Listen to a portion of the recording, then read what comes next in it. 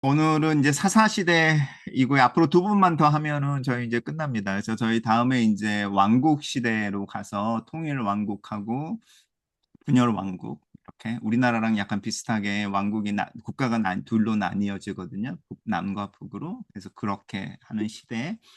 그리고 이제 귀환이라고 그래서 이제 두 나라가 멸망했다가 이제 멸망할 때 포로로 이렇게 잡혀갔던 사람들이 돌아오면서 이제 나라를 재건하고 예수님이 오시기까지의 중간 시대라고 하는데 신약과 구약이 중간에 한 400년, 길게 잡으면 500년, 한 400년 정도의 신약과 구약 사이에 빈 공간이 있거든요. 근데 이제 이 빈 공간이 세계사에서는 가장 드라마틱한 시간이에요. 왜냐하면 페르시아에서 그리스 제국, 그다음 로마 제국까지 소위 말하는 그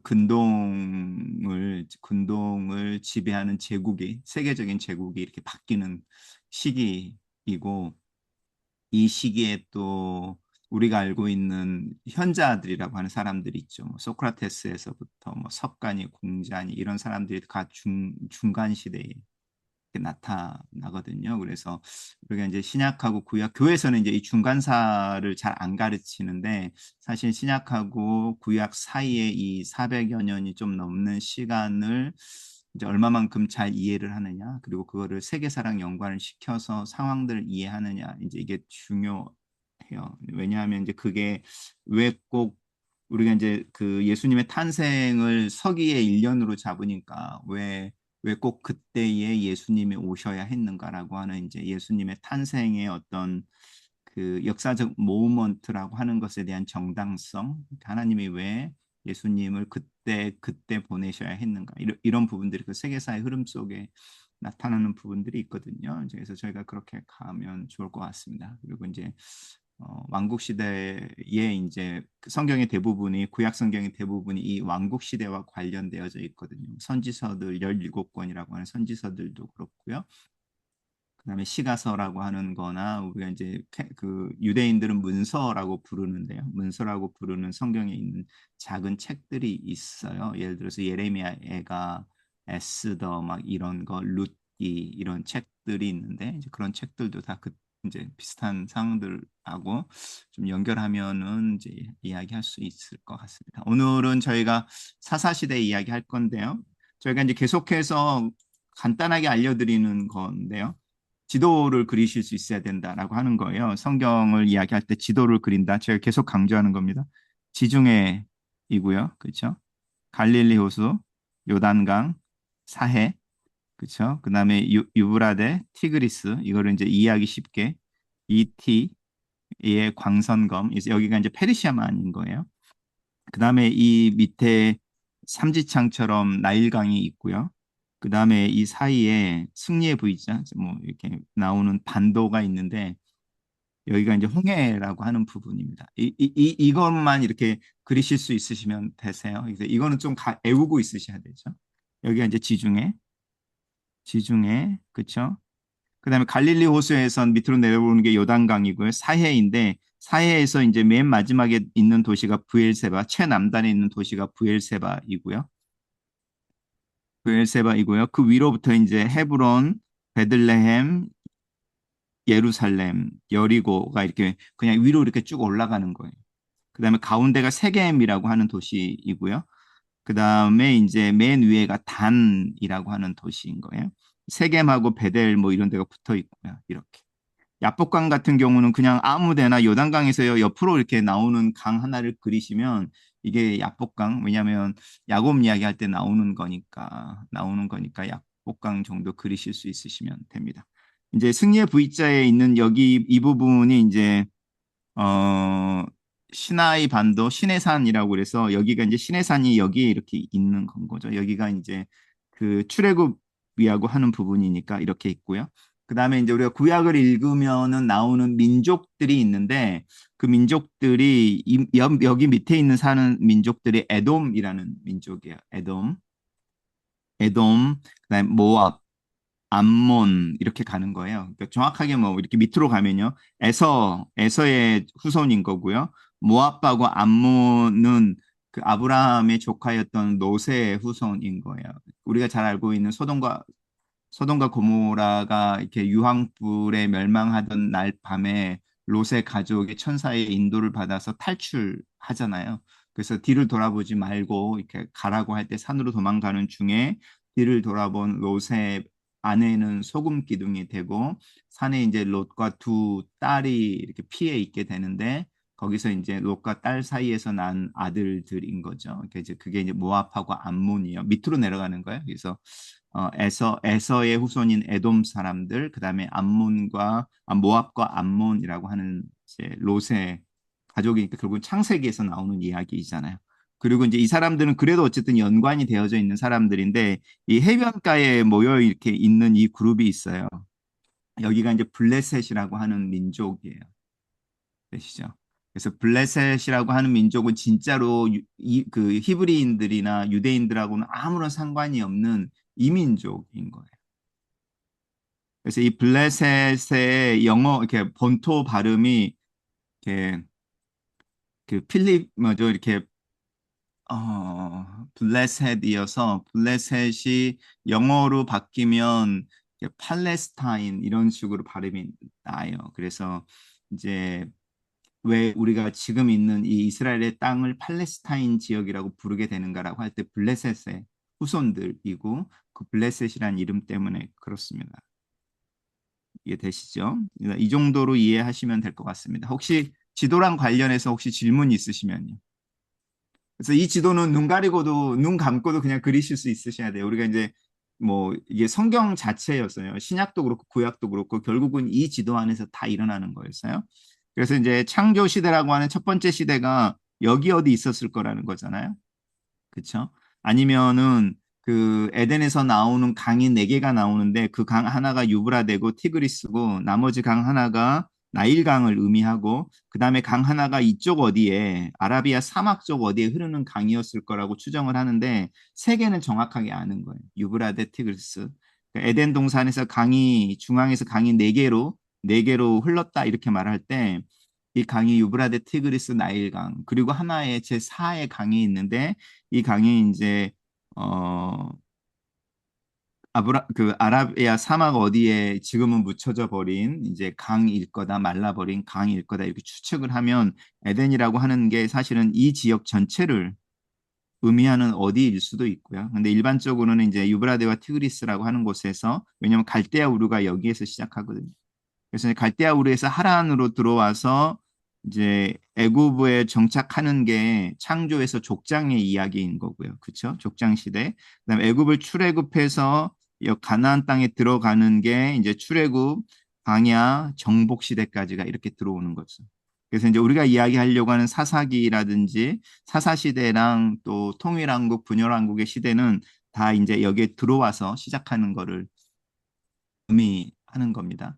그래서 이야기 되시면 되고요. 그 다음에 우리가 기억해야 될 게 창세기와 출애굽기 사이에 400년이라고 하는 기간이 있다라는 거 기억하시고 거기를 무슨 말로 표현하냐면 요셉을 알지 못하는 애굽의 왕이 등장했다. 그 말은 이제 왕조가 등장했다는 거예요. 새로운 왕조가 시작되었다는 뜻인 거고요.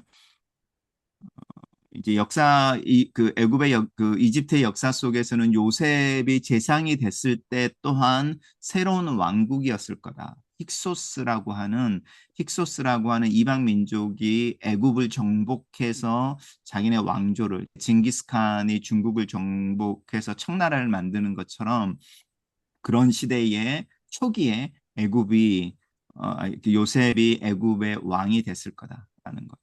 그리고 이제 이방인인데 총리로 당장 등국이 될 수 있었던 이유 중에 하나도 이 힉소스라고 하는 이방 민족이 애굽 땅을 지배하던 초기니까 왕권이 완전히 완성되지 않은 때니까 이제 애굽의 본토 사람들 말고 오히려 외국인인 거죠. 외국인이 뭐 노예로 팔려왔던 간에 어쨌든 외국인이 뭔가를 이렇게 기여할 때 훨씬 더 높은 자리에 오르는 데 더 쉬웠을 거다. 안 그러면 이제 시스템이 완전히 완성되어져 있고 왕권이 탄탄했다면 오히려 더 힘들었을 수도 있다. 이런 이야기를 하고요.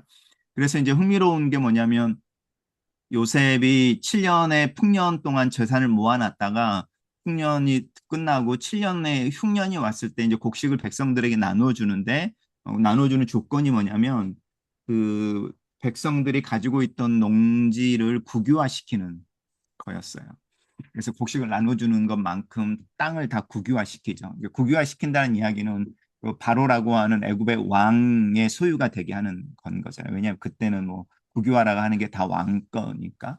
이제 그런 부분도 있는 거죠. 그게 이제 힉소스라는 민족이 애굽을 정복했지만 완전히 장악하지는 못하고 있을 때 7년 풍년과 7년 흉년이 있었고 그때 그 꿈을 해석해낸 요셉이 이제 총리로 임명을 받아서 그 바로의 또 다른 바로겠죠. 바로의 왕권을 이제 단단하게 세워주는 그리고 그거에 대한 기여로 애굽의 이제 야곱의 후손이라고 하는 가족들 70명이 정착해서 이제 민족이 되는데 시간이 흐르면서 이제 그 왕조가 이제 전복되어지는 거죠.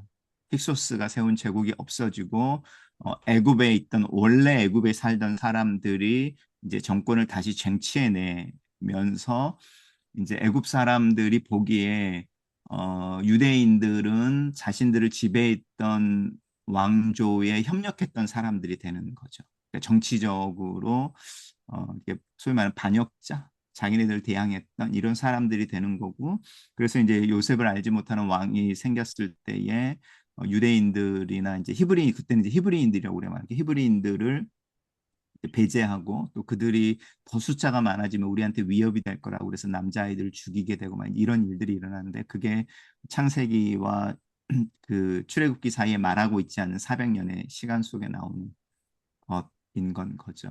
그리고 이제 모세 이야기가 나오는데 모세의 이야기가 우리가 이제 잘 알고 있는 것처럼 역사적으로 많이 나오니까 람세스 2세의 시대와 이제 같은 시대를 많이 이야기하고 있고요. 그거는 이제 거의 고고학적으로 이제 이야기되어지는 부분인 건 거죠. 그리고 또 그때의 이 히브리인들이라고 하는 사람들의 어떤 애굽을 떠나는 이야기라든지 또 가나안에 들어가는 어떤 이야기들이라든지 뭐 이런 이야기들도 있고요. 또 역사의 고고학적으로는 이 가나안 땅이 이미 애굽의 통치 아래 있었다라고 하는 그런 돌비나 그런 문서들도 발견되어지고요. 그러니까 이제 애굽이라고 하는 제국이 굉장히 넓은 큰 제국이었죠. 그래서 뭐 그 아브라함도 그렇고 또 이삭도 그렇고 막 기근이 있어서 음식을 구하지 못하면 애굽으로 내려가는 게 사실은 그 당시에는 되게 일상적인 일이었다. 뭐 이런 이야기들도 있습니다. 그게 이제 창조 시대, 이제 족장 시대, 그리고 출애굽 시대 하는 부분이었고. 그 다음에 이제 출애굽을 떠나서 광야에 머물던 시대가 이제 40년이라고 하는 시대였고. 그래서 제가 말씀드렸죠. 400년, 40년 이런 시간들을 좀 기억해 내셔야 되는데 이제 사라고 하는 숫자가 사람을 의미하는 숫자여서 사람이 모여지는 숫자가 가면 뭔가 이렇게 고달프고 뭔가 힘들고 약간 충분히 고생했어 이런 뜻이라고요. 그래서 우리 인생도 마찬가지인 거죠. 그런 부분들입니다. 그래서 400년, 40년 이런 이야기 하는 거죠. 그리고 이제 우리가 그 사사 시대를 이야기하는데 그래서 사사 시대에도 대략 400년 정도를 잡습니다. 이 사사 시대가 막 좋은 시대였다 이런 뜻이 아니고요. 400년이었다 이런 거. 대신에 이제 예를 들어서 단일 왕국 이렇게 하면 우리가 다음 시간에 볼 텐데 단일 왕국은 120년인 거예요. 120년. 그런데 세 명의 왕인데 그 세 명의 왕이 각각 40년씩 120년. 그럼 그 숫자만으로도 어느 뉘앙스가 좀 느껴지시죠? 각 왕들이 통치하는 기간이 40년이었으니까 거기에는 긍정적인 의미는 아니죠. 그렇죠? 근데 그게 모여서 120년이 됐을 때는 단일 왕국으로서 하나님의 은혜를 충분히 누린 이런 의미가 이렇게 들어가지는 거예요. 그래서 이 숫자 가지고 어떤 뉘앙스를 느껴보는 것도 굉장히 재밌죠. 그러면 이제 유다가 멸망하고 포로로 끌려갔을 때 바벨론의 포로로 끌려가는데 70년이라고 하는 거예요. 그 7이라고 하는 숫자가 행운의 숫자잖아요. 괜찮은 숫자잖아요. 그리고 이제 10이 붙으면 10은 충분하다는 뜻이니까 이스라엘 사람들은 자신들이 바벨론의 포로로 끌려가서 피지배인으로 살던 70년을 긍정하고 있는 거죠. 부정하지 않는 거죠. 이제 왜 그러냐, 이제 이런 부분은 저희가 왕국시대 이야기하면서 해보겠습니다. 자, 오늘 저희가 사사시대에서 이야기하고요. 이제 사사시대에서 이야기하는 첫 번째는 제가 이제 그 출애굽 시대 이야기하면서 바로가 요셉을 알지 못하는 바로라고 역사적인 배경을 세팅해 줬잖아요. 그렇죠. 이제 사사 시대도 역사가 세팅이 되면서 시작을 하는데요. 그 세팅이 어떻게 되냐면 다음 세대라는 표현을 쓰지 않고 다른 세대라는 표현을 쓰는 거예요.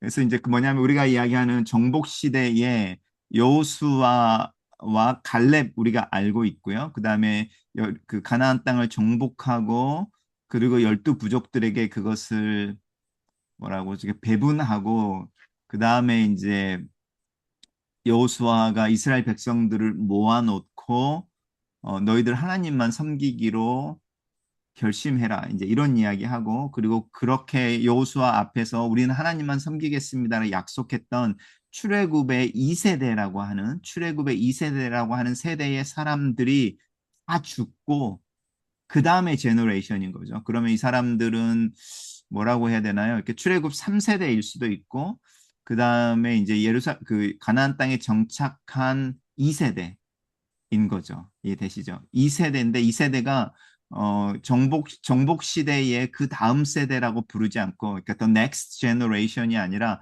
different generation이라고 말하는 거예요. 그게 굉장히 단절을 의미하죠.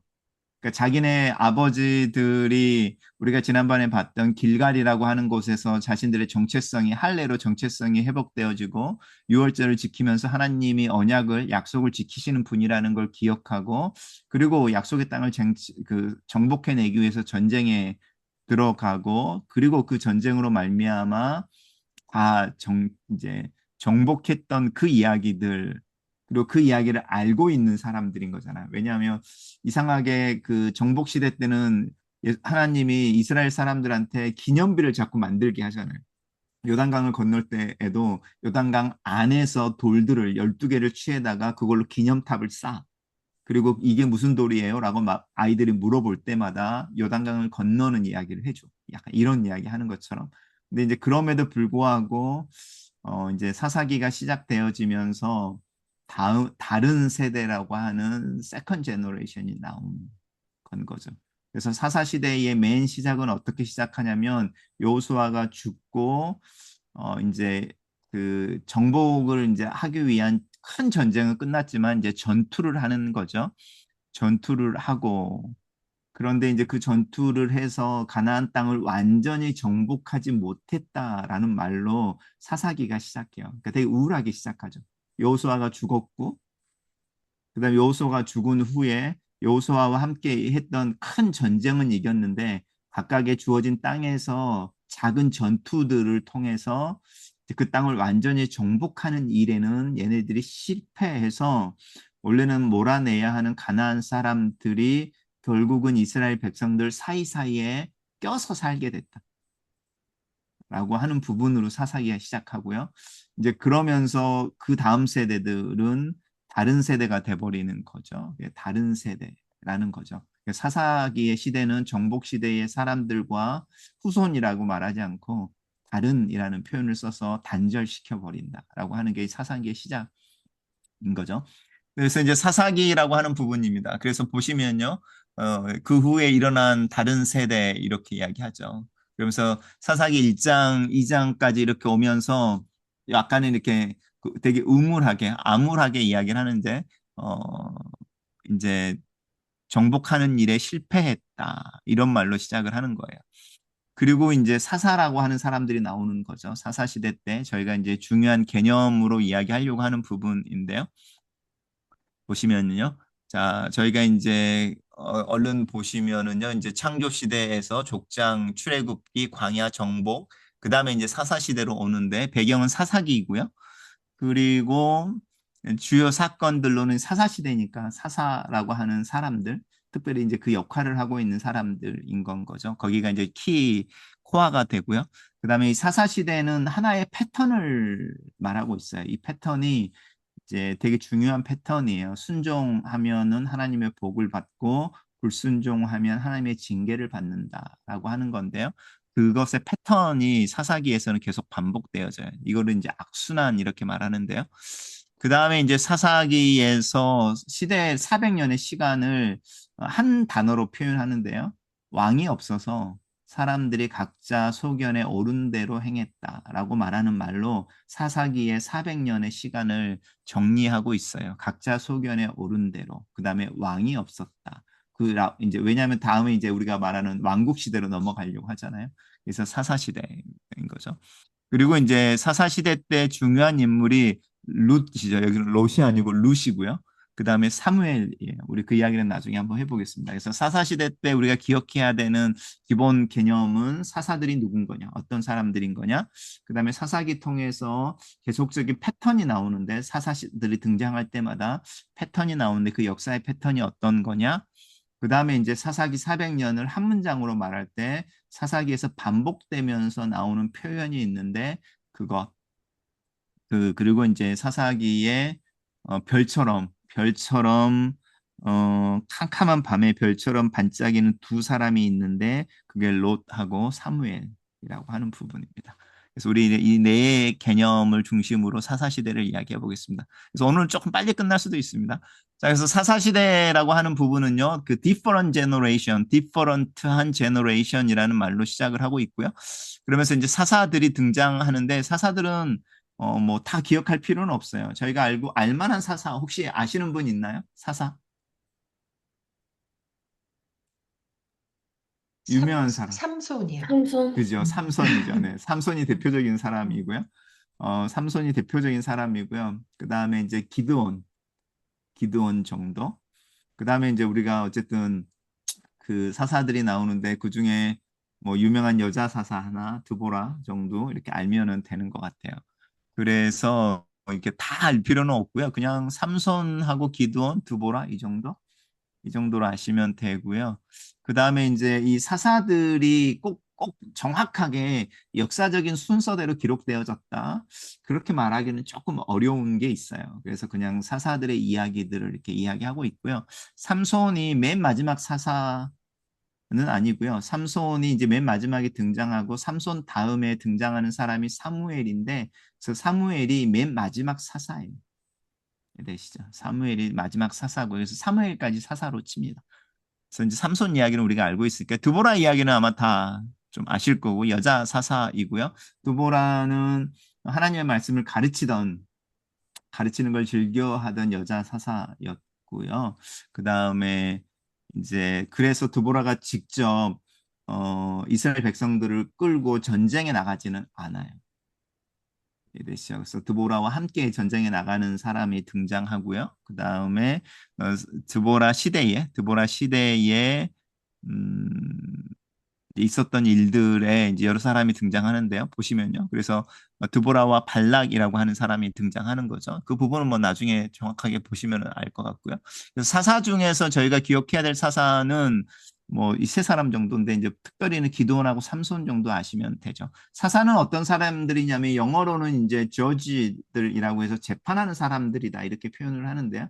그래서 이제 우리도 사사 이렇게 부르고 이스라엘 그 가톨릭에서는 그래서 이 사람들을 판관 이렇게 번역하기도 해요. 판관 포청천 이런 거죠. 그러니까 재판 쪽에 초점하는 기능이 있어요.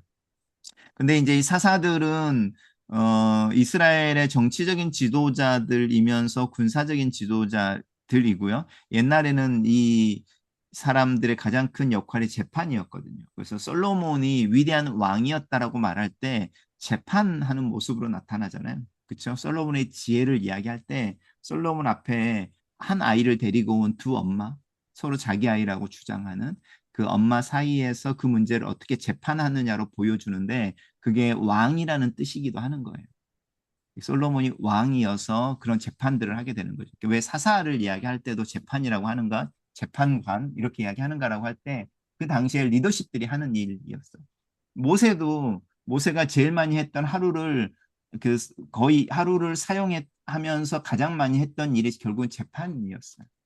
그래서 이제 모세를 방문한 모세의 장인이 모세의 하루의 일과를 보더니 너 그렇게 하면 오래 못 살아 이렇게 말하는 거잖아요. 사람들 재판하는 일로 매일같이 보내면 너 스트레스 받아 죽는다 이러면서 네가 하고 있는 재판을 경중을 나눠서 리더들에게 분할해줘 라는 거예요. 그래서 이제 천부장, 1,000명을 관할하는 사람들 세우고 100명을 관할하는 사람들을 세워서 1,000명을 관할하는 사람들이 결정할 수 있는 재판의 문제는 그들로 하여금 하게 하고 또 100명을 관할하는 사람들이 할 수 있는 재판할 수 있는 거는 이제 하게 해 이런 거죠. 우리는 이제 재판이라고 하면 지금 시대처럼 분쟁이 있어서 막 이런 건데요. 옛날에는 결정을 해주는 건 거죠. 지금처럼 막 싸우는 사람들이 왔다기보다는 결정을 해주는 사람들. 왜냐하면 이제 글을 모르고 뭐 계약서가 없고 또 물물 교환을 해야 되고 막 이러는 시대라고 생각해 보세요. 그럼 누군가가 권위를 가지고 이거하고 이건 똑같은 거야. 바꿔도 돼. 막 이런 말을 해주는 사람이 필요할 거 아니에요. 그런 게 다 재판의 형태로 나타나서 사사들이라고 할 때 그렇습니다. 그리고 이제 이 사사 시대의 특징은 열두 부족이라고 하는 부족 국가라고 하는 부분을 우리가 좀 기억할 필요가 있고요.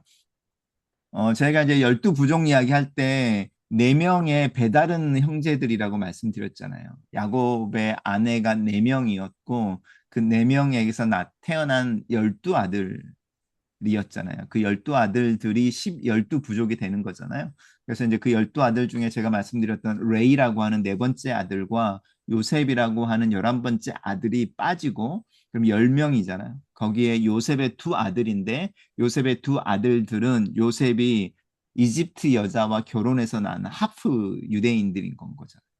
그럼 생각해 보세요. 배달은 네 부인 네 명의 엄마들을 둔 이복 형제들의 이집트 피가 섞인 두 부족이 들어와서 12부족을 만들 때 이 사람들 사이가 좋았다고 생각하시면 안 돼요. 그 안에 그 부족끼리의 텐션이 있죠.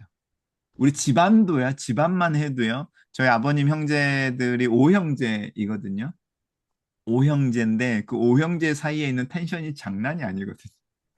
근데 또 그 꾸역꾸역 모여요. 이렇게 명절 되고 이러면 다 와서 모여요.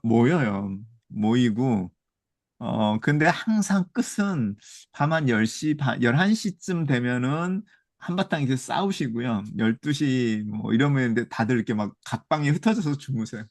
그 다음날 일어나면 아무렇지도 않아. 근데 나중에는 저희가 레파토리를 다 외워요. 뭐 때문에 싸우시는지. 시간이 되면 오늘 또 싸우겠다. 저희 누님들이 자, 가자, 나가자. 이렇게 다 비껴주고 막 이런 패턴이 있는데도 그래도 나오는 거죠. 야, 그게 이제 소위 말하는 가족인데 이 열두 부족이라고 하는 사람들이 열두 부족을 이루고 열두 부족들 사이에서의 텐션이라고 하는 건 장난이 아니었다라는 거고요. 이제 누집 자식이냐에 따라서 열두 부족들도 영향력을 누가 더 가지고 있느냐, 그다음 리더십을 누가 더 가지고 있느냐 이런 것도 있고요.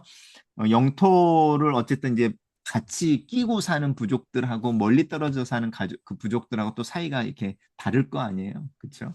그런 것도 있고. 그 다음에 이제 또 어떤 부족은 자기네가 이제 어쩐 제비를 뽑아서 땅을 받았는데 그 땅에 이제 농사를 짓거나 먹고 살기 힘들어서 이동을 하기도 하고 이해되죠? 좀 더 나은 땅으로 가겠다. 그래서 이 12지파 중에 단이라고 하는 지파가 있는데 이 단지파가 받은 땅을 단지파 사람들이 별로 마음에 안 들어 해서 조금 더 나은 땅을 찾겠다고 북쪽으로 이렇게 이동하다가 성경에서 빠져버려요. 없어져 버려요. 단지파가. 이해되시죠? 그리고 그래서 이제 어떤 분들은 이 단지파가 이 약속의 땅에서 나은 땅, 좀 더 살만한 땅을 찾아 북쪽으로 이동하다가 우리가 말하는 팔레스타인을 떠나서 어디에 등장하냐면 한국에 등장을 하는 거예요. 그래서 우리가 그 사람들을 단군 이렇게 단군으로 부릅니다. 네. 그래서 단이라고 하는 단어가 어디서 갑자기 뜬금없이 성경에서 이렇게 이야기하시는 분들도 계십니다. 어쨌든 12부족 국가였고요. 12부족 연합체였고요. 단일 왕국이 아니었고요. 그래서 이제 어느 부족에서 사사가 나오느냐도 되게 중요한 영역이기도 하고요. 그다음에 이 사사 시대의 가장 큰 차이는 뭐냐면 왜 이 사람들이 이방인들 주변에 있는 그 블레셋 사람들 특별히 그다음에 모압이나 암몬이라고 하는 나라들에 그렇게 침략 앞에 무력했냐라고 할 때 첫 번째는 이 사람들은 아직도 12부족 국가인데 그 주변에 있는 나라들은 절대 왕정인 거예요. 이해되시죠? 그러니까 절대 왕정이라는 뜻은요, 왕이 있다라는 뜻이 아니고요. 국가적인 시스템이 만들어져 있다는 뜻이에요. 그러니까 사회적인 시스템이 만들어졌다는 뜻이고요. 하나. 두 번째는요, 상비군이 있다는 거예요. 이해되시죠? 그래서 이제 사사 시대에서부터 계속 왕에 대한 이야기를 하는데 하나님이 왕을 갖고 싶어 하는 유대인들에게 뭐라고 말하냐면 너희들이 왕을 갖게 되면 첫 번째 세금을 내게 될 거야. 이해되시죠? 두 번째 왕을 위해서 노동력, 노역을 하게 될 거야. 그리고 너희 자녀들이 징병되어져서 군대를 가게 될 거야. 이 이야기를 하니까 왕정이라고 하는 시대의 가장 큰 특징인 거예요. 그러니까 이제 이스라엘은 여전히 12부족 국가였고요. 근데 주변은 다 왕정이어서 사회적인 시스템과 리더십과 또 상비군이라는 걸 가지고 있는 건 거예요. 이해되시죠? 그러니까 주목국으로 전쟁하는 게 아닌 건 거죠. 그러니까 맨날 싸우면 깨지는 게 사회적인 게 하나 있고 두 번째는 이 12부족 국가인 시대에는 이 사람들은 여전히 석기 시대를 살고 있었어요. 이해되시나요? 그리고 겨우 청동기로 가는 거예요. 그런데 이미 블레셋이라든지 이런 데는요, 철기 문화를 가지고 있어요. 그러니까 전쟁을 하잖아요. 전쟁을 하면 이스라엘 사람들은 어디에 적이 왔대 이러면 연락 해가지고 뭐 봉화를 띄운지 연락 해가지고 12부족들이 막 이제 함께 싸우려고 이렇게 모여들잖아요. 그렇게 모여들 때 이 사람들은 군인이 아니니까 상비군이 아니니까 무기가 없을 거 아니에요. 이해되시죠? 무기가 없을 거 아니에요. 그러니까 결국은 뭘 들고 오냐면 뭐 곡괭이 이런 거, 뭐 호미, 그다음에 뭐 그야말로 이렇게 나뭇가지 꺾어서 몽둥이 이런 거 들고 싸우러 나오는 거잖아요. 근데 그 전쟁하러 온 다른 나라는 왕의 리더십 아래서 군인들이라는 이야기는요, 무기를 가지고 있다는 뜻이잖아요. 근데 그 무기가 더구나 철기야. 그 싸우면 전쟁이 안 되는 거죠. 이해되시죠? 근데 그런 상황들인 건 거예요. 그래서 이제 이 사사들이 하나님이 이 사사들을 세워서 이민족을 이기게 했다라고 말하는 거는요, 그야말로 초자연적인 역사인 건 거예요. 이해가 되시죠? 그 사회적인, 문화적인, 그 군사적인 비대칭의 구조 속에서 하나님을 믿음으로 그들을 몰아냈다라고 말하는 거는 그게 기적인 건 거예요. 이해되시죠? 그러니까 우리가 말하는 그냥 이런 게 아니고요. 전략적으로 뭐 단합해서 이런 뜻이 아닌 거예요. 그래서 우리가 이제 그런 이야기, 사사기에서 나오는 부분의 승리라고 하는 부분을 좀 이해하실 필요가 있어요. 그래서 기적적인 거다라고 하는 부분이죠. 자, 그래서 이제 사사 시대에서 나오는 대표적인 사람이 이제 기드온이고요. 뭐 기드온 말하면 뭐 저희가 아는 300명이라고 하는 거고요. 사실은 이 사사 시대의 피크라고 할 수 있어요. 기드온이라고 하는 사람. 그래서 우리가 잘 알고 있는 기드온은 하나님이 이제 천사가 기드온에게 나타나는 거죠. 그래서 기드온을 큰 용사여 이렇게 불러요. 이렇게 워리어, 빅 워리어 이렇게 불러주고 그 이유는 뭐냐면 하나님 너랑 함께 있어서. 라고 하는 건데요. 이 기드온은 되게 소심한 사람이었어요. 겁도 많고요. 걱정도 많고요. 그래서 그 하나님이 자기를 불렀다라고 하는 것을 검증하고 싶어 해요. 그래서 이제 검증을 하죠. 뭐 예를 들어서 양털을 갖다 놓고 이 양털만 젖게 해주십시오. 이 양털만 젖고 나머지는 땅은 이렇게 말라 있게 이런 거. 왜냐하면 중동은 아침에 새벽에 내리는 이슬의 양이 진짜 많았거든요.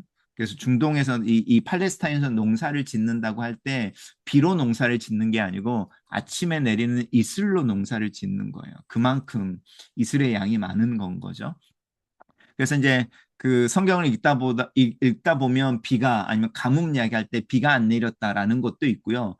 이슬도 안 내렸다 이렇게 말하는 게 있어요. 이슬도 안 내린 거는 이제 치명적인 걸 의미하는 거죠.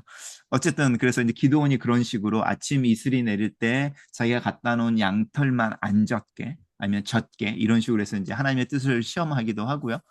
또 이제 하나님이 그 미디안 사람들과 전쟁하기 위해서 몰려든 사람들 다 돌려보내라고 말할 때도 겨우겨우 돌려보내고 300명만 데리고 있어서 잠을 못 이루고요. 잠을 못 이루고 긍긍전전해요. 그러는 중에 군사들 중에 어떤 사람이 자기가 꿈을 꿨는데 어젯밤에 꿈을 꿨는데 이런 일이 있었다라는 꿈 이야기를 들어요. 지나가면서. 그러면서 아 하나님 우리에게 승리를 주실 수도 있겠다라고 이제 확신할 정도로. 어쨌든요. 기드온이 그래서 300명으로 미디안 사람들을 몰아내고요. 이때 기드온에게 왕이 돼달라고 이스라엘 사람들이 처음으로 요청을 해요. 그래서 우리의 왕이 돼 주십시오. 근데 이제 기드온이 거절해요. 워낙 이제 소심한 사람이었으니까 자기는 왕이 될 자격이 없다.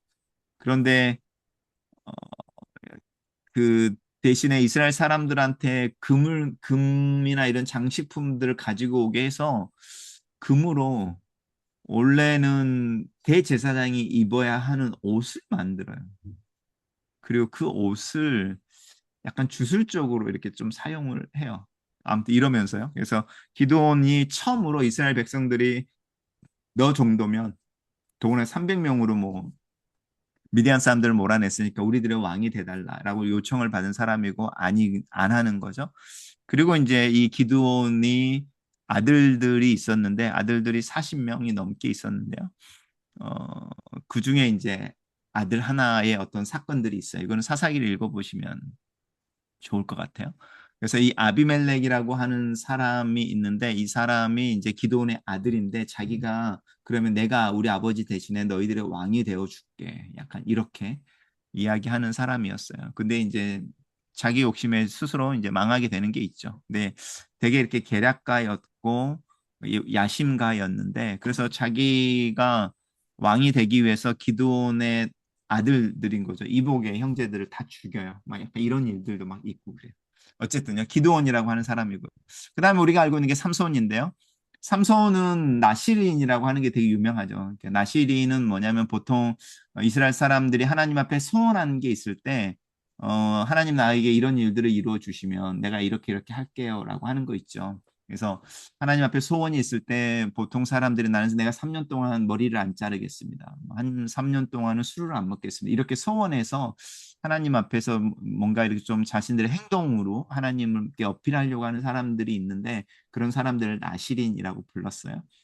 근데 삼손은 태어나면서부터 나시린. 그래서 일단 포도주를 먹으면 안 돼. 머리를 자르면 안 돼. 약간 이렇게 가는. 그래서 이제 삼손의 비밀이죠. 힘의 비밀이 머리카락이었죠. 그렇죠? 뭐 이런 거.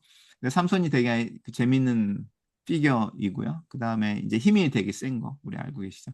삼손이 그래서 블레셋 사람들을 1000명을 죽이기도 하고요. 맨 마지막에도 머리를 잘려서 눈이 뽑히고 노예가 돼서 맷돌을 돌리다가 머리가 자라고 힘이 돌아왔을 때 맨 마지막에 자신을 구경하기 위해서 모인 이제 블레셋 사람들을 이제 함께 죽는 거죠. 그 극장 같은 것이나 신전, 다곤 신전이라고 블레셋 사람들이 섬기던 신전을 무너뜨리면서 같이 죽는 이야기 뭐 우리가 잘 알고 있고 삼손과 드보라 이야기는 드보라가 아니죠. 삼손과 누구죠? 삼손의 부인 이름이 갑자기 아시는 분 계시나요? 삼손을 유혹했다. 드릴라? 드릴라. 네, 아, 네, 네. 드릴라. 어. 죄송합니다. 데릴라죠. 데릴라 같은데요. 드릴라. 예. 삼손과 데릴라. 데릴라가 이제 블레셋 사람이었고요. 어, 어쨌든 그 삼손의 비밀을 알아내기 위해서 이제 이야기하는 사람이네요. 네. 그리고 이제 그 블레셋이 영어로는 필리스틴 이렇게 발음을 하고 그래서 팔레스타인이 된 거고요.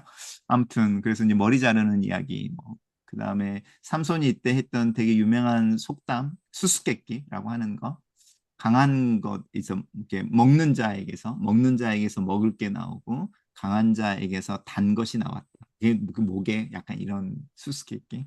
그거는 이제 자기가 사자를 죽이고 사자를 죽인 후에 그 시체를 버려두고 어디 갔다가 돌아오는 길에 봤더니 자기가 죽었던 사자의 시체에 벌들이 이제 집을 짓고 이렇게 있는 건 거죠. 꿀을 이렇게 먹게 되는 거죠. 그거를 이제 수수께끼로 만들고 뭐 이런 이야기들인데 뭐 영화로도 많이 나왔고요. 그랬던 것 같습니다. 그래서 그 정도 뭐 사사들 이야기하는 겁니다. 그래서 사사들이라고 하는 사람들이 재판하는 사람들이었고 하나님이 그때그때 시대에 따라서 사용하셔서 이스라엘 사람들을 압제하던 이민족들을 이렇게 이겨내게 하는데 지도자로 사용하셨던 사람들이다라고 하는 거고요. 그렇게 이스라엘 사람들이 사사들을 통해서 이제 이민족들 자신들을 압제하던 이민족들을 몰아내는 것 자체가 사실은 기적이었다. 하나님의 초자연적인 역사와 개입이었다라고 하는 부분을 이야기했습니다. 사사시대 때 그런 거죠. 자, 그러면 이제 사사시대 때 나오는 악순환인데요. 이게 좀 블러리하긴 한데요. 이제 하나님 앞에서 불순종하는 거죠. 하나님을 잃어버리고 가나안에 있는 우상들을 숭배하는 거예요. 그게 이제 범죄하는 거죠. 그걸로 시작하는 범죄. 그러면 하나님이 이민족들을 데려다가 징계를 하는 거예요.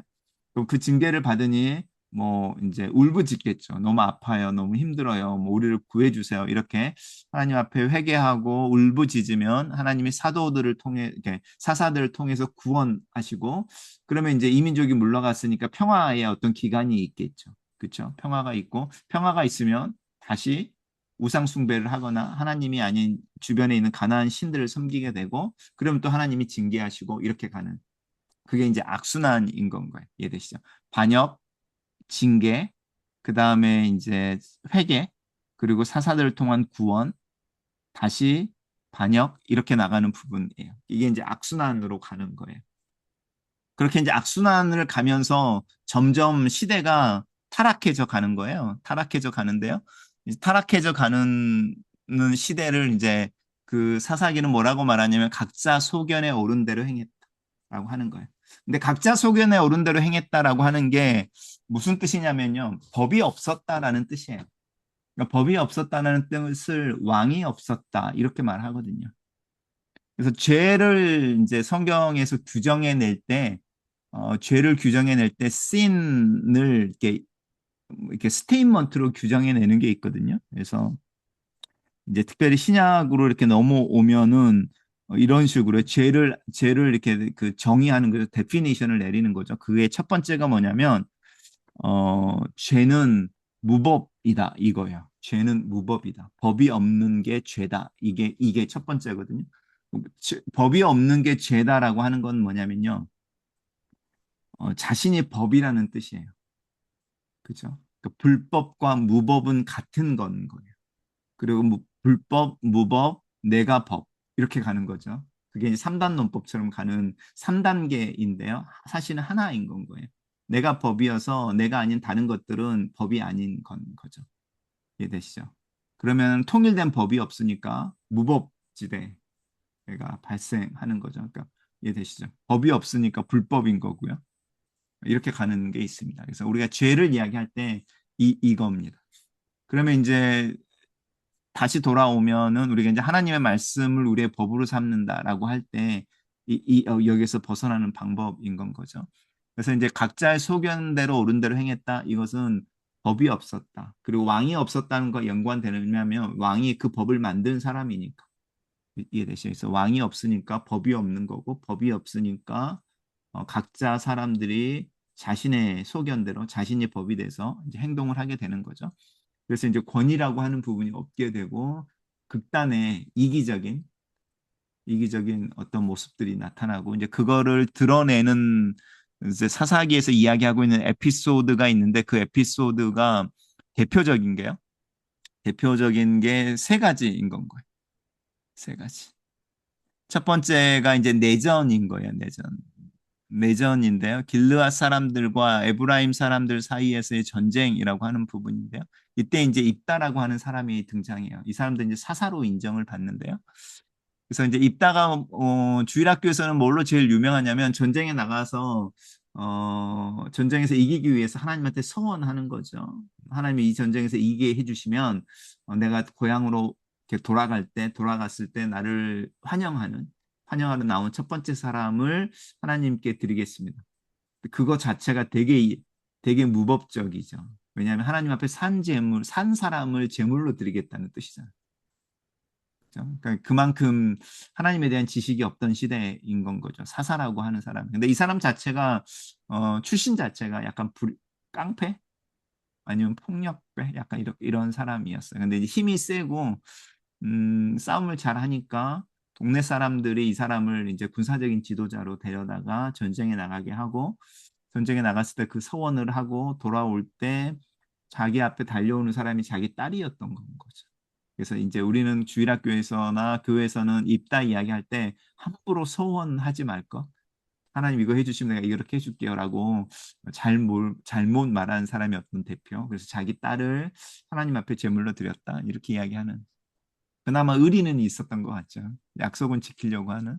근데 그것 또한 그 이 시대가 얼마만큼 타락했는지를 보여주는 거예요. 하나님에 대한 지식은 전혀 없고 그래서 산 사람을 하나님께 제물로 드린다는 사고를 하고 그러면서도 자기 딸일 때 자기 체면이나 자기가 했던 말 때문에 자기 딸을 죽여야만 하는 약간 이렇게 이율배반적인 어떤 죄악의 세상인 건 거죠. 그런 부분이 있고요.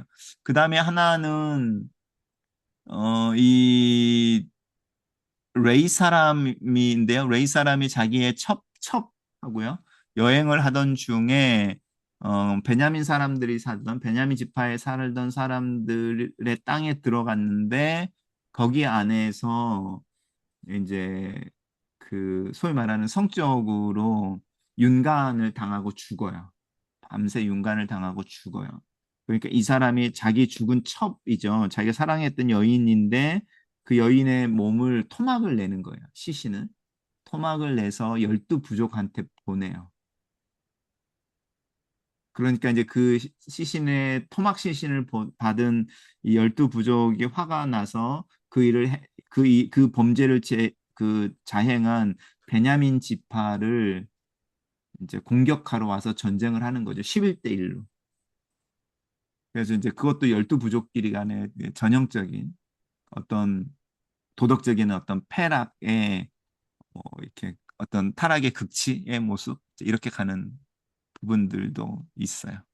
그다음에 이제 제가 아까 말씀드렸던 단이라고 하는 사람들이 북쪽에 맨 북쪽에 있었는데 그래서 저희가 그 맨 북단에 있는 도시를 단이라고 불렀잖아요. 최남단의 도시를 부엘세바. 그래서 단에서 부엘세바까지가 백두에서 한라까지 이런 개념이라고. 근데 이 단지파 사람들이 땅이 마음에 안 드니까 뭐 이러면서 이렇게 이동을 한다든지 왜냐하면 자신들에게 주어진 땅이잖아요. 하나님의 약속의 땅. 그리고 그곳에 머물러 있어야 하는데 자신들이 이제 받은 땅이 마음에 안 들어서 하나님의 약속을 버리고 자기네들 보기 좋은 곳으로 이동하는 거 있죠.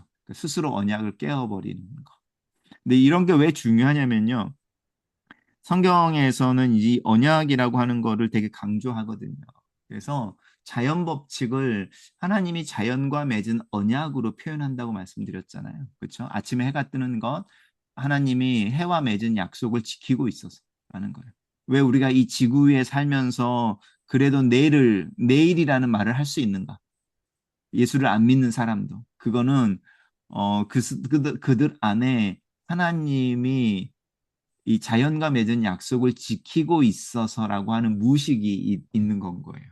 하나님에 대한 자신들도 알지 못하는 이 지구가 그래도 살만한 그 자연의 법칙이라든지 또 이 지구가 특별한 일이 없어서 우리는 어쨌든 내일이 오늘도 힘들고 내일도 힘들지 모르지만 내일이라는 게 있어라고 말할 때 하나님의 신실하심에 대한 고백인 건 거예요. 성경이 말하고 있는 이 언약이라고 하는 거거든요. 하나님의 약속.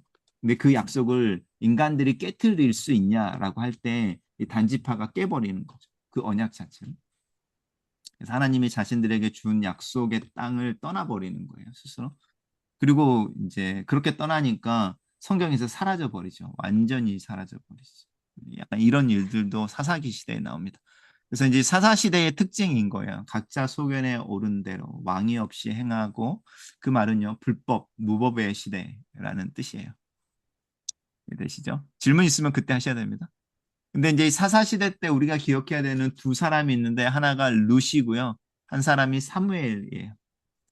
룻은 우리 아까 봤던 모압이라고 하는 지역에 사는 사람이었어요.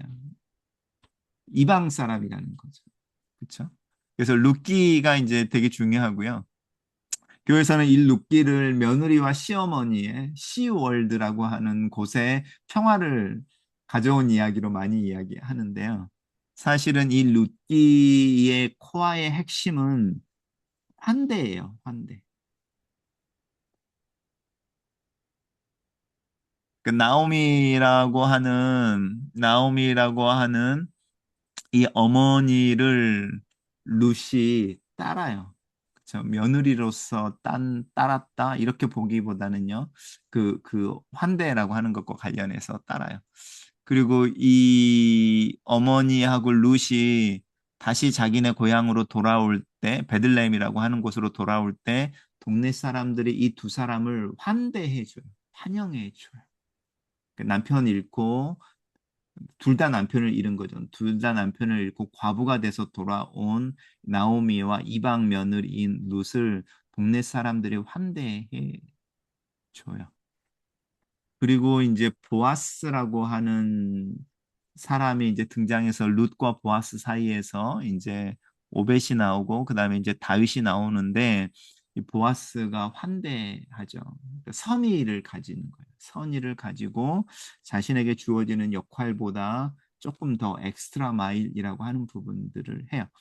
그래서 룻기를 잘 읽어보시면 막 그 루시 보아스를 찾아간다든지 이런 부분에서는 이렇게 묘한 어떤 텐션들이 있어요. 어떤 이렇게 약간 이렇게 위험한 어떤 그 라인을 건너뛰는 이런 게 있는데 그런 걸 이제 보아스가 룻을 환대해 주는 거예요. 그래서 자기 하인들에게 다른 때보다 더 많이 그 추수할 때 이삭들을 바닥에 떨어뜨려 놓게 한다든지 그것도 이제 환대의 표현인 건 거예요.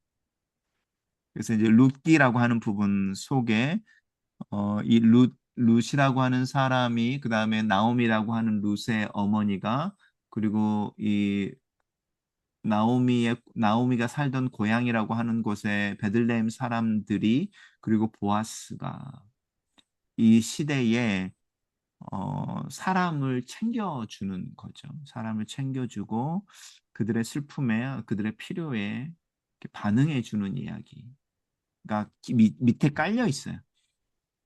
이해되죠? 왜냐하면 우리가 앞에 봤잖아요. 사사 시대에 그 세상의 어떤 사회의 타락상으로 부족과 부족이 싸우고 12부족이 한 부족을 싸우고 한 여인이 들어갔는데 동네 남자들이 와서 윤관을 해버리고 막 이런 건 거잖아요.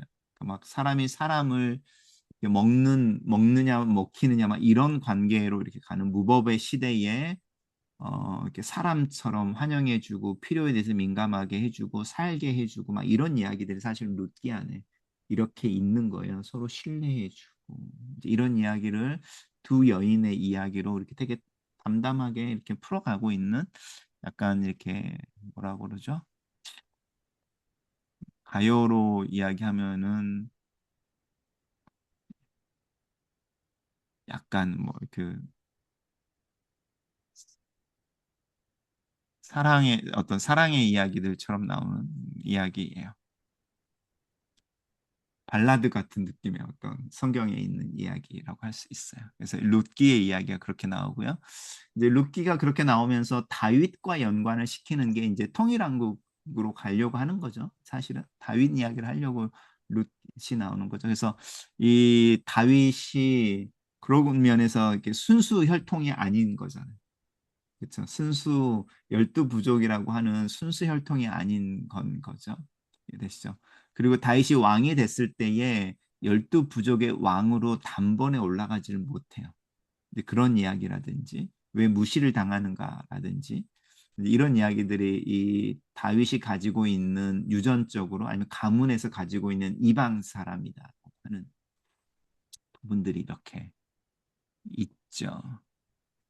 이제 재미있는 것은 우리가 이제 신약으로 넘어와서 마태복음이나 이제 누가복음을 이렇게 읽게 되면 예수님의 족보가 나오는데 특별히 마태복음에서 예수님의 족보가 이렇게 쭉 나오거든요. 14대 14대 14대 14대 이렇게 해서 나오는데 거기에 네 명의 여자가 나오는 거예요. 네 명의 여자의 이름이 언급이 되는 거예요. 근데 그 네 명의 여자들이 다 이방 여자들인 거예요. 예를 들어서 우리가 잘 알고 있는 여리고성이 무너질 때 여호수아가 보냈던 정탐꾼 두 명을 숨겨주는 여인이 있었죠. 이해되시죠? 근데 창녀였잖아요. 그 여인의 이름이 예수님의 족보에 나오고요. 그다음에 이제 족장 시대로 넘어가면은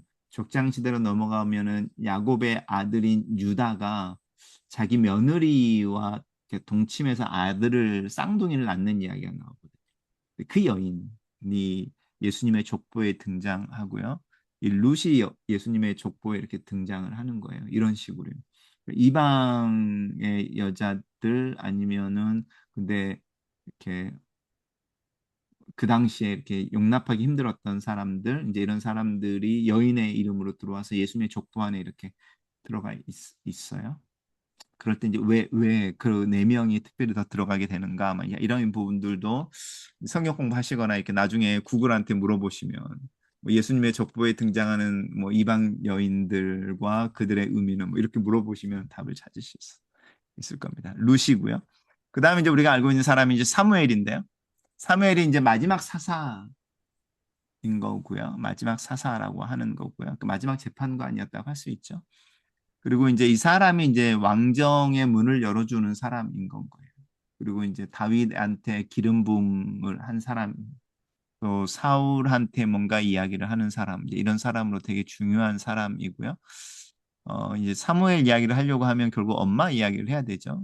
이제 집사람들이 많이 계시니까 한나라고 하는 여인의 어떤 기도, 서원 기도였고 서원 기도를 따라서 아들을 낳았을 때 사무엘이 3살 됐을 때 이제 하나님의 성전에서 성막에서 이제 그 당시에 제사장이었던 엘리를 돕게 하나님의 전에 이제 그 사무엘을 보내죠.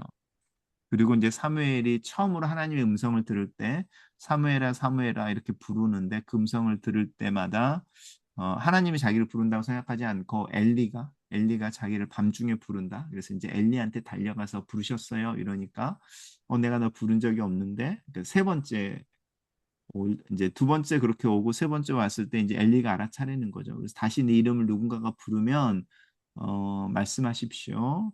뭐 당신의 종이 여기 있으니 듣겠습니다. 이렇게 말을 해요. 하는 거고요. 그러면 그 다음에 이제 하나님 음성을 듣게 되죠. 우리가 21세기를 살면서 하나님의 음성에 대해서 어느 시대보다 많은 이야기를 하는데 하나님의 음성을 듣지 못하는 이유는 그 말을 안 해서 그런 거죠. 사무엘이 했던 말. 내가 여기 있으니 말씀하십시오라고 하는 거 있죠. 그게 이제 예수님의 어머니인 마리아가 했던 이야기랑 똑같죠. 나는 하나님의 여자 종이니 하나님의 뜻대로 이루어지기를 원합니다. 이렇게 말하는 거랑 약간 같은 태도인 건 거죠. 그래서 하나님이 우리에게 말씀하지 않아서가 아니라 우리가 하나님 앞에 말씀하십시오. 그 말씀을 들을 준비가 되어져 있습니다. 말씀하십시오. 내가 그대로 순종할 준비가 되어져 있습니다. 라고 하는 부분 이제 안 돼 있어서요. 안 돼 있어서. 그래서 이제 사무엘이 했던 말 우리가 나중에 이제 그 단일 왕국 때 사울 이야기하면서 한 번 더 하겠지만 사무엘이 했던 말 중에 가장 유명한 말은 하나님은 제사를 원하지 않고 순종을 원하신다라고 하는 말이에요. 근데 이 순종이라는 단어가 오베이나 오비던트가 아니고요. 리슨이에요. 하나님은 제사를 원하지 않으시고 듣는 것을 원하신다라는 거예요. 되시죠?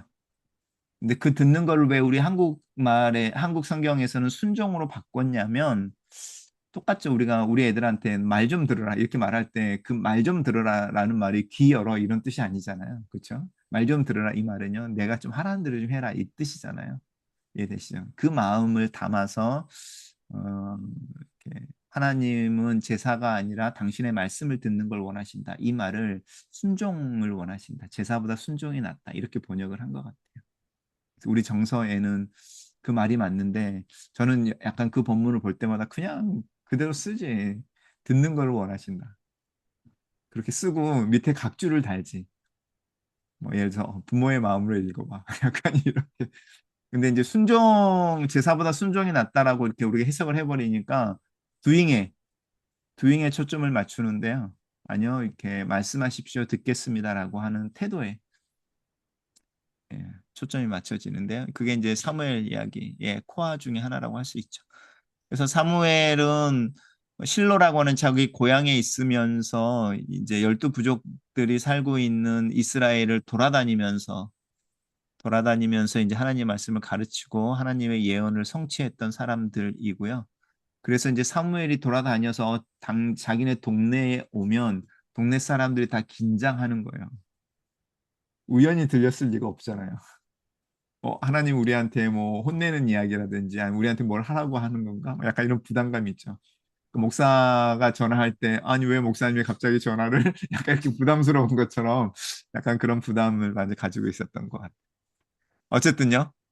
이 사무엘이 이제 그렇게 생활을 하고 사무엘이 이제 사사 시대의 마지막 사사로서 이제 문을 열고 문을 닫는 새로운 왕국의 왕정의 문을 닫는 역할을 하게 됩니다. 자, 한번 보시죠. 자, 저희가 지금까지 배워왔던 내용들인데요. 저희가 창조, 타락, 홍수, 바벨탑, 페르시아만, 유브라데, 티그리스 이제 상상이 좀 되시죠? 갈대아 우르에서 네 사람은요. 데라, 아브라함, 사라, 롯이었고요. 하란으로 와서 하란에서 데라가 죽고 이제 아브라함의 둘째인 아들인 이삭과 이스마엘, 그다음에 야곱과에서 요셉, 그리고 70명이죠. 야곱의 가족이 70명인데 그 70명이라고 하는 숫자도 뉘앙스 아시겠죠? 왜 70명인지 애굽으로 이주하는 거죠. 그게 이제 소망인 거죠. 미래에 대해서 굉장히 긍정적인 의미인 거예요. 70명. 그게 이제 출애굽하고 이제 창세기 사이에 400년이 지나면서 모세가 등장하고요. 하나님 모세를 통해서 주셨던 바로에게 보냈던 메시지는 내 백성을 보내라라는 거였고요.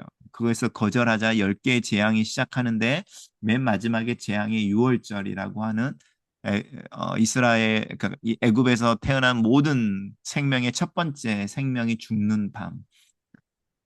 그 밤을 뛰어넘게 하는 게 6월절이죠. 그리고 홍해를 건너고 시내산에 머물러서 1년을 있으면서 거기서 이제 하나님의 교육을 받게 되는데 그게 율법이라고 하는 것과 성막이라고 하는 부분. 율법에는 이제 사회법이라고 하는 게 있고요. 도덕법이라고 하는 것도 있고, 그다음에 종교법이라고 하는 제사라든지 또 명절을 어떻게 지키는지 이제 이런 것들이 율법에 들어가 있고요. 그렇습니다. 그리고 성막에서는 레인과 제사장들이 활동을 하고 있었고요.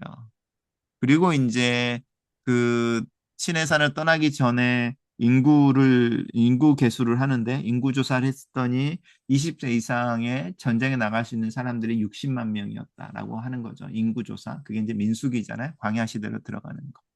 그리고 그 사람들이 가데스 바네아라고 하는 오아시스에서 가나안 땅으로 들어가려고 정탐꾼을 12명을 보냈었는데 돌아온 정탐꾼들이 10명과 2명으로 나뉘어서 보고를 하는데 10명은 우리는 저들 앞에 메뚜기 같이 초라하다. 2명은 저들은 우리의 밥이다. 왜냐하면 하나님이 저 땅을 우리에게 주신다고 하셨으니 이렇게 나뉘는 거.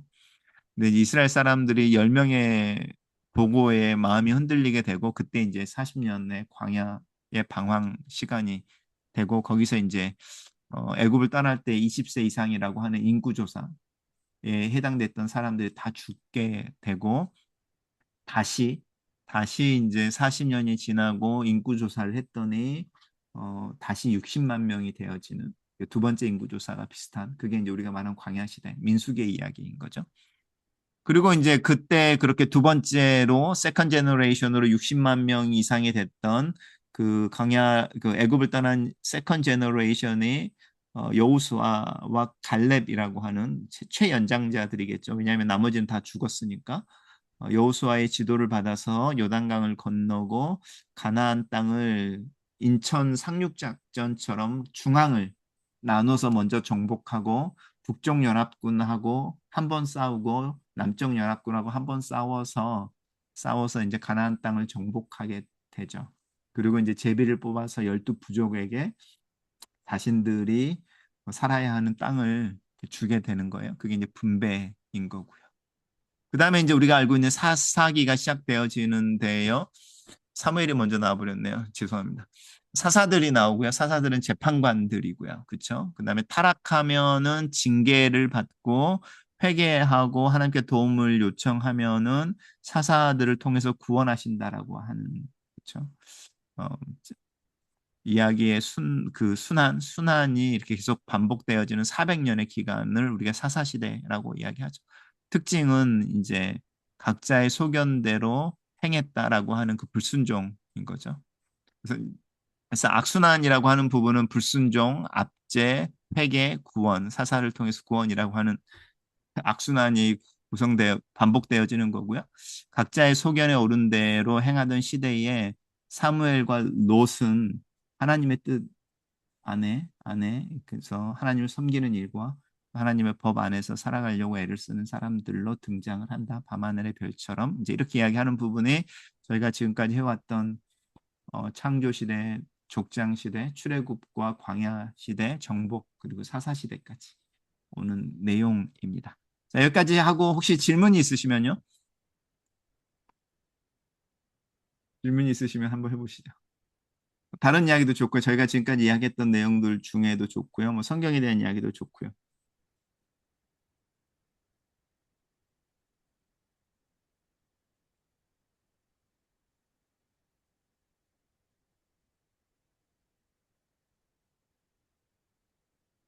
없으시죠? 네, 그러면 저희 율동으로 한번 이거 저희가 했던 내용들 한번 기억해 보겠습니다. 그래서 자, 한번 보시죠. 제가 멀리 좀 가볼게요. 자, 창조부터 한번 해볼게요. 이렇게 창조, 그렇죠? 창조, 타락, 타락이 이렇게 떨어지는 거죠. 홍수가요. 이렇게 물이 올라차 오르는 거예요. 홍수. 그다음에 바벨탑은 민족들이 흩어져 버리는 거죠. 이게 바벨탑 이해되시죠? 그래서 창조, 타락, 홍수, 바벨탑 됐죠. 그다음에 이제 우리 지도를 그리는데요. 그려보시죠. 이쪽에 지중해 있고요. 그렇죠? 갈릴리 호수, 요단강, 사해, 유브라데, 티그리스, 페르시아만. 그렇죠? 그 사이에 누가 있다고요? 갈대아 우르라는 게 있어서 거기서 몇 사람이 네 사람 찍어보죠. 누구? 데라, 아브라함, 사라, 롯. 그래서 어디까지 오죠? 하란이라고 하는 교차로까지 와서 데라가 죽고요. 그렇죠? 데라가 죽고 그다음에 이제 아브라함이 가나안 땅으로 들어오게 되는데 거기서 누가 나오죠?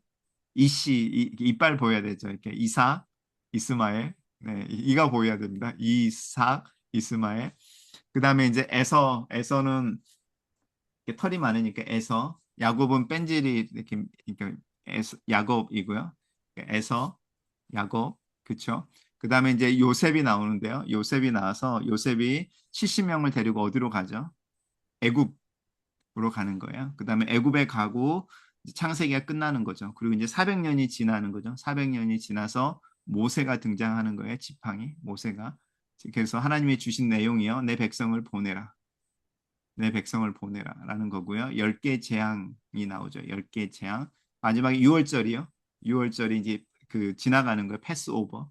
그렇죠. 그다음에 홍해 바람으로 이렇게 그 바다가 갈리는 거 홍해. 그렇죠. 그다음에는요. 시내산인 거죠. 시내산. 그렇죠. 시내산에서 뭘 받아요? 율법을 받고요. 성막을 만들죠. 성막을. 그렇죠? 그 성막에서 일하는 사람들이요. 레위인과 제사장들. 네, 거기까지가 출애굽 시대인 거고요. 그렇죠? 그다음에 이제 우리가 광야로 가보는 겁니다. 그래서 가데스 바네아라고 하는 것은요. 그냥 이렇게 찝으면 돼요. 가데스 바네아라는 곳에서 이해되시죠? 가데스 바네아라는 곳에서 우리가 이제 지도를 그렸던 걸 기억을 하시면 좀 낫죠. 가데스 바네아라는 곳에서요. 사람들이 뭘 해요? 방황을 하게 되죠. 이제 40년 동안 방황을 하게 되고요. 이제 다 죽어요. 아론도 죽고요. 그다음에 모세도 죽고요. 그다음에 그 60만 명이 다 죽어요. 그렇죠?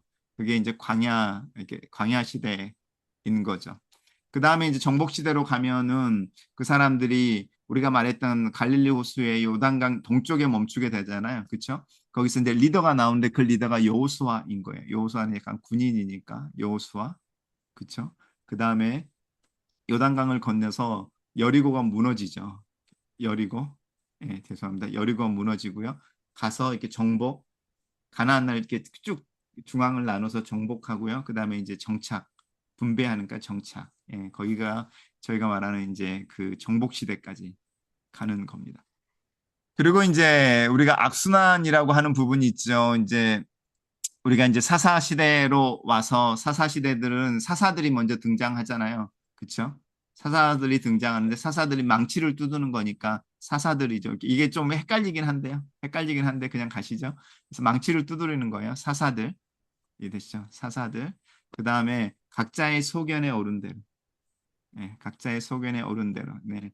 그 다음에 사무엘과 롯이 이제 반짝반짝 해줘야 돼. 그롯 외에는 이렇게. 네. 그 정도로 하시면은 저희가 어, 오늘까지 했던 내용들을 좀 이렇게 율동으로 좀 이해하실 수 있는 것 같습니다. 이거 나중에 따라서 한번 해보시고요. 제가 이걸 이제 그 구약의 파노라마라고 디모데 성경연구원이라고 하는 기관에서 이게 만든 구약의 약간 율동 같은 거를 약간 바꾼 거예요. 그래서 제가 했던 거하고 이제 오리지널한 거를 제가 따로 이렇게 보내드릴게요. 보내드리고 그래서 만약에 제가 이렇게 동영상을 좀 찾을 수 있으면 오리지널한 걸 보내드릴게요. 그래서 저 같이 웹사이트에 올리던지 해서 한번 비교해 보시면 좋을 것 같습니다. 저작권 때문에 조금씩 바뀐 건 있는데 기본으로는 그 디모데 성서연구원, 성경연구원에서 근데 지금은 안 하시는 것 같아요. 지금은 그 강의하시는 분들이 없는 것 같아요. 한참 이렇게 유행하던 때가 있었거든요. 성경의 파노라마라고 하는 강의가 거기 때 이렇게 있던 내용들입니다. 자, 그러면 뭐 특별히 질문 없으시면 오늘은 조금 일찍 맞춰 보겠습니다. 괜찮으시죠? 자, 기도하고요. 저희가 마치겠습니다. 살아계신 하나님, 저희가 21세기를 살고 저희가 살고 있는 시대를 바라볼 때에 왕이 없어서 법이 없고 그래서 자신이 법이 되어 자신들의 삶을 살고 그러는 중에 갈등과 또 싸움과 분쟁을 경험하던 시대 그 시대처럼 우리가 그런 시대를 살고 있다는 생각이 들 때가 많이 있습니다. 하지만 하나님 저희들 안에 믿음을 주셨으니 저희의 믿음을 강하게 해주셔서 사무엘처럼 또 룻처럼 하나님 말씀을 따라 살며 우리가 만나는 사람들을 섬기고 환대하는 삶을 실천해낼 수 있도록 저희들을 또 저희들의 가정을 사용하여 주시옵소서. 예수님 이름으로 기도합니다. 아멘. 자, 수고하셨습니다. 우리 다음 주에 뵙고 두 번만 더 뵙겠습니다. 괜찮으시죠? 네, 좋은 밤 되시고요. 감사합니다. 네.